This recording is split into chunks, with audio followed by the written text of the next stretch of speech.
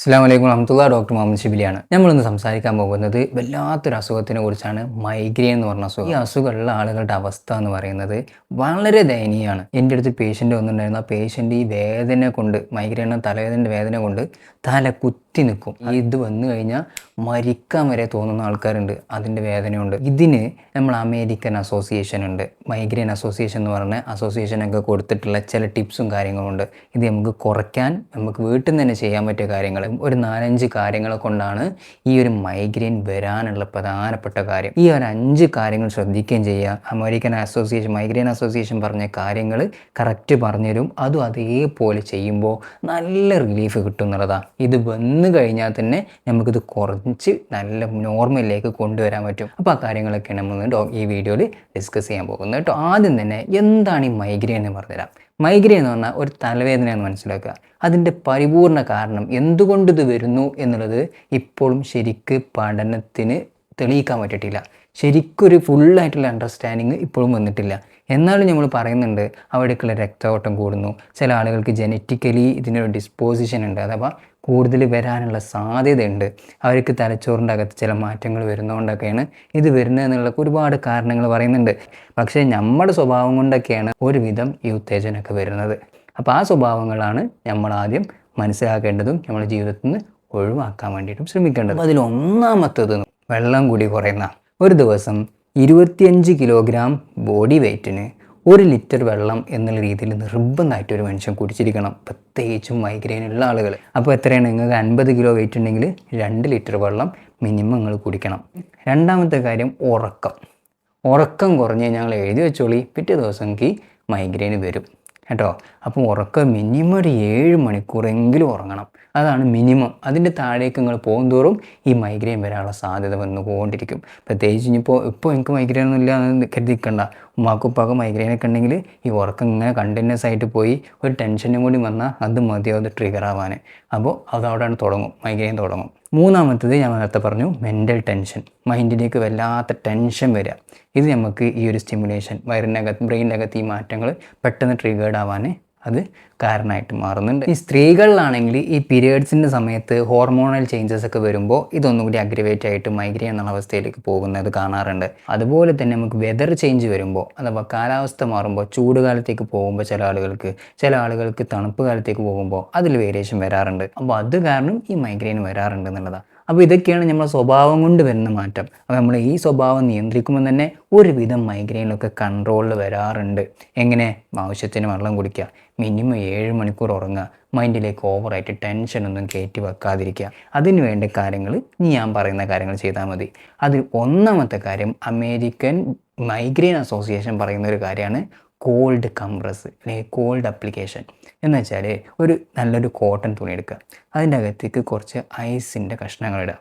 എന്നിട്ട് അങ്ങനെ ഒരു കോട്ടൺ ബാഗ് ഉണ്ടാക്കിയിട്ട് അത് തലേൻ്റെ മുൻഭാഗത്ത് വെച്ച് കൊടുക്കുക കുറച്ച് നേരം. എന്നിട്ട് തലേൻ്റെ ബാക്ക് ഭാഗത്ത് വെച്ച് കൊടുക്കുക. അങ്ങനെ കുറച്ചിങ്ങനെ മാറ്റി വെച്ചിട്ട് ഒരു 10 മിനിറ്റ് നിങ്ങൾ എന്ത് ചെയ്യുക, മാറ്റി വെച്ച് കൊടുക്കുക. ഒരു തണുപ്പ് അസഹ്യമാകുന്ന രീതിയിലൊന്നും വെക്കരുത് കേട്ടോ.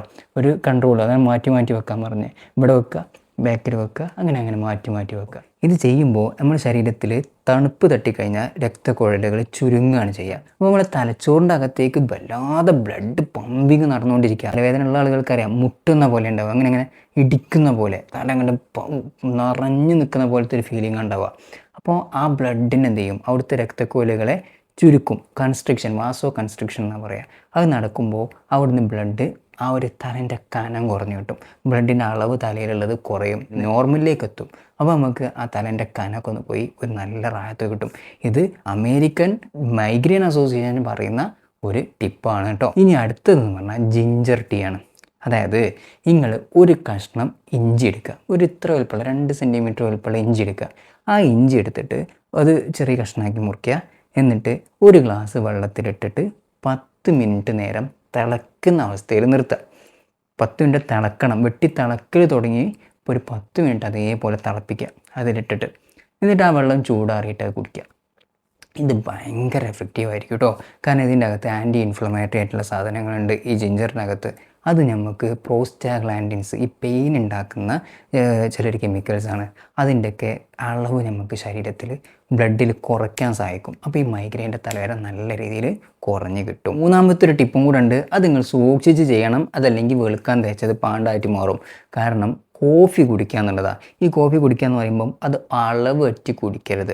ഓവറായി കുടിച്ചാൽ ഇപ്പോൾ ഉണ്ടായിരുന്ന തലവേദനയേക്കാൾ ഡബിൾ അടിച്ചിട്ട് ബാക്ക് കണ്ട് തിരിച്ചു വരും. അപ്പോൾ നിങ്ങൾ കുറച്ച് കോഫി ഇടവിട്ടിട്ട് കുടിച്ചു കൊടുക്കുക. ഒരു മീഡിയം കടുപ്പത്തിൽ ഉണ്ടാക്കിയിട്ട് പാല് പാരാതെ മധുരം കുറച്ചിട്ടിട്ട് വേണമെങ്കിൽ കുറച്ച് മധുരം ഇടാം. എന്നിട്ട് അത് കുറച്ച് ഇടവിട്ട് കുടിച്ചു കൊടുക്കുക. കട്ടൻ കാപ്പി അത് ഭയങ്കര എഫക്റ്റീവായിട്ട് പറയാറുണ്ട്. പക്ഷെ അത് പ്രശ്നം നിങ്ങൾ കൺട്രോൾ അല്ലാതെ കുടിച്ചു കഴിഞ്ഞാൽ അത് റീബൗണ്ട് ആയിട്ട് അടിക്കും. അതായത് നല്ല തലവേദന അതിൻ്റെ എഫക്റ്റ് കഴിയുമ്പോൾ തിരിച്ചു വരും. അപ്പോൾ കുറച്ച് കുടിച്ച് കഴിഞ്ഞാൽ അതങ്ങനെ മാറിപ്പോവുകയും ചെയ്യും. പിന്നെ ചില ആളുകളിൽ വെള്ളം കൂടി കുറഞ്ഞിട്ടാണ് ഇത് വന്നതെങ്കിൽ പെട്ടെന്ന് സഡനായിട്ട് വരികയാണ്, വെള്ളം കൂടി കുറഞ്ഞുകൊണ്ടാണ് തോന്നുകയാണെങ്കിൽ അപ്പോൾ ഒരു 2 ഗ്ലാസ് വെള്ളം എടുത്ത് കുടിച്ച് നോക്കി, ആ തലവേദന കുറയുന്നത് നിങ്ങൾക്ക് കാണാൻ പറ്റും. പിന്നെ ചില ആളുകൾക്ക് ഉറങ്ങിയ അസുഖം കിട്ടും. ഉറക്കം പോയതാണെങ്കിൽ ആ ഉറക്കം റെഡിയാക്കി കൊടുക്കുക. നേരെ വിട്ട് കവ വിട്ടുക എന്നറിയില്ലേ, ഉറക്കം നമ്മൾ ഉറങ്ങി തീർക്കുക. അപ്പോൾ ഇത് ശരിയായിട്ട് വരും. ഇങ്ങനെയൊക്കെയാണ് നമ്മൾ ഈ മൈഗ്രെയിനെ മാനേജ് ചെയ്യേണ്ടത്. ഒരു വിധം നമ്മൾ വീട്ടിൽ നിന്ന് തന്നെ മാനേജ് ചെയ്യണം.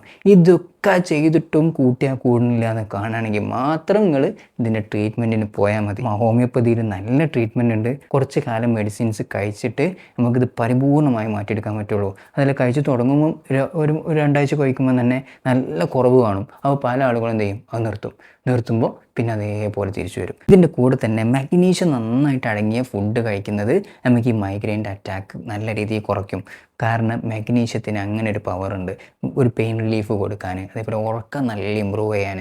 ഈ മൈഗ്രെയിനുള്ള ആളുകളിൽ മാഗ്നീഷ്യം കുറയുന്നതുകൊണ്ട് മൈഗ്രെയിൻ റിപ്പീറ്റഡ് അടിച്ച് വരുന്നതായിട്ട് കണ്ടിട്ടുണ്ട്. അപ്പോൾ ഈ മാഗ്നീഷ്യം നന്നായിട്ട് അടങ്ങിയിട്ടുള്ള ഭക്ഷണങ്ങൾ ഏതൊക്കെയാണെന്നറിയോ? നമ്മുടെ പംകിൻ സീഡ്സ് ഇല്ലേ, മത്തം കുരു, അത് ഉണക്കിയത് കിട്ടും. അത് നന്നായിട്ട് കഴിക്കുക. നല്ല മാഗ്നീഷ്യം, ഏറ്റവും ബെസ്റ്റ് മാഗ്നീഷ്യത്തിൻ്റെ സോഴ്സാണ് ഈ പംകിൻ സീഡ്സ് എന്ന് പറയുന്നത്. അത് നല്ല എന്നും കഴിക്കുന്നതെന്ന് ശീലമാക്കുക. ഇനി അതുമ്പോൾ നിൽക്കുന്നില്ലെങ്കിൽ മാഗ്നീഷ്യം സപ്ലിമെൻറ്റ്സ് കിട്ടും, അത് വാങ്ങിയിട്ടും കഴിക്കുക. അതൊരു ഡോക്ടറോട് ചോദിച്ചിട്ട് ചെയ്യുന്നതാണ് ഏറ്റവും നല്ല മാഗ്നീഷ്യം സപ്ലിമെൻറ്റ്സ് ഒക്കെ എടുക്കുമ്പോൾ.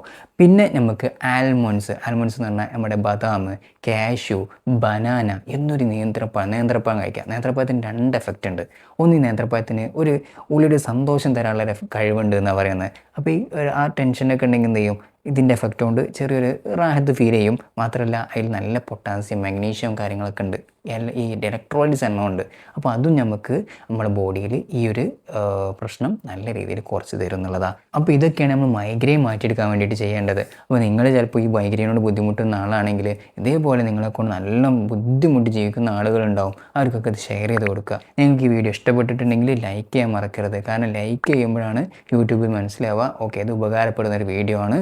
അപ്പോൾ ഇതെല്ലാവർക്കും യൂട്യൂബ് തന്നെ റെക്കമെൻഡ് ചെയ്ത് കൊടുക്കും. അപ്പോൾ നിങ്ങൾ അതും ചെയ്യാൻ മറക്കരുത്. എല്ലാവർക്കും വേണ്ടി ഷെയർ ചെയ്ത് കൊടുക്കുക. ഇൻഷാ അല്ലാഹ് ഇതുപോലെ നമ്മുടെ ഓരോ അസുഖങ്ങൾക്കും നമ്മൾ വീട്ടിൽ നിന്ന് ചെയ്യേണ്ട കാര്യങ്ങൾ എന്തൊക്കെയാണെന്നൊക്കെ നമുക്ക് ചർച്ച ചെയ്യാണ്ട് ഒരുപാട് അസുഖങ്ങൾ കാര്യം നമ്മൾ ചർച്ച ചെയ്തിട്ടുണ്ട്. അതൊന്നും മിസ്സാകാതിരിക്കാൻ നിങ്ങൾ സബ്സ്ക്രൈബ് ചെയ്യുക. ഇനി ഒരു പുതിയ വീഡിയോ ആയിട്ട് വീണ്ടും കാണാം. ഞാൻ doctor Muhammad Shibili, Misriya health care, Pookkottur, Malappuram ജില്ല.